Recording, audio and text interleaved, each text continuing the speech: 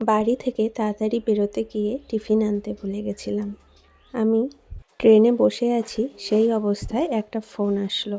Phone করে নির্মাল্য বলল, বাইরের দিকে তাকাও।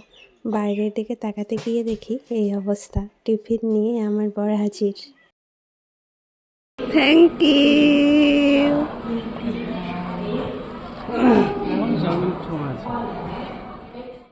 4 মিনিট সময় এখনো ছিল, তাই নেমে একটু গল্প করলাম। তারপরে আর কি, ট্রেন ছেড়ে দেওয়ার পালা।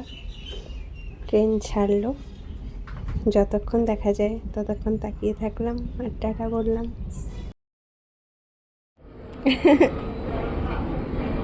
যাও না, চলে আসো তুমিও। চলো, স্কুল যাওয়া। চলো।